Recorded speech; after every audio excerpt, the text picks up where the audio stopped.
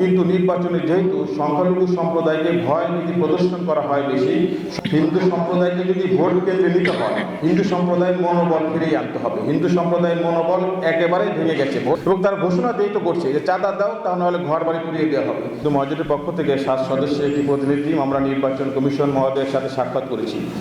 আপনারা জানেন যে নির্বাচনের তফসিল ঘোষণার পরে আমরা আমাদের লিখিত বক্তব্যে বলেছি যে নির্বাচনের উপলক্ষে হিন্দু সম্প্রদায়ের নির্যাতন একটি মহোৎসব শুরু হয়েছে।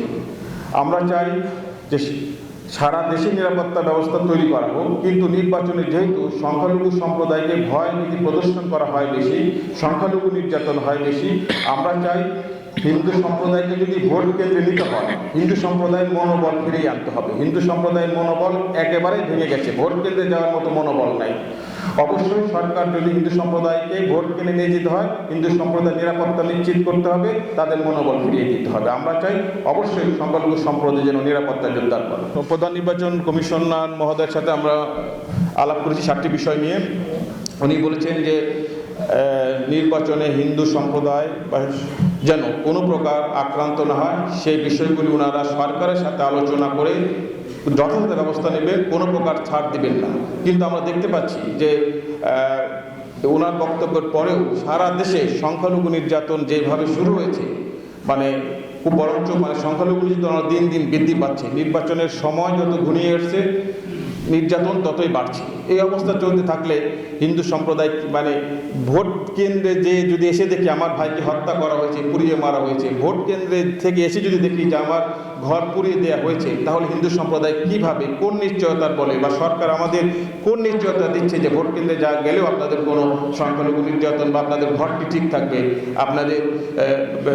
আপনাদেরকে হত্যা করা হবে না, সেই বিষয়গুলোকে আমরা নিশ্চয়তা চাই সরকারের কাছে ভোট কেন্দ্রে যাওয়ার আগে। আমাদের একটি ঐক্য মোর্চা আছে, আপনারা জানেন, ঐক্য মোর্চাভুক্ত তারাও সদস্য, তারাও আমাদের ঐক্য মোর্চাভুক্ত সদস্য এবং তারাও আমাদের ঐক্য মোর্চাভুক্ত যে সিদ্ধান্তগুলো সেই সিদ্ধান্ত সাথে তারাই। আমরা তো এ অতীতেও দেখেছি যে নির্বাচনে হিন্দু সম্প্রদায়ের উপরে নির্যাতনটা বেশি হয়। আমরা আশঙ্কা করছি এইবার হিন্দু সম্প্রদায়ের উপরে নির্যাতনটা একটু বেশি হতে পারে। এর কারণ হচ্ছে আপনাদের নির্বাচনের তফসিল ঘোষণার পরে কতগুলো হত্যা হয়েছে, আমার চট্টগ্রামে শ্রাবন্তী ঘোষ 12 বছরের একটি মেয়েকে ধর্ষণের পর হত্যা করা হয়েছে। ঝিনাইদহে কালীগঞ্জে ধর্ষণের পরে চুল বেঁধে তাকে পিটানো হয়েছে। 12, 11 বা 9 বা 10 জনকে পিটিয়ে হত্যা করে কোনো জায়গায় আগুন দিয়ে পুড়িয়ে দেওয়া হয়েছে।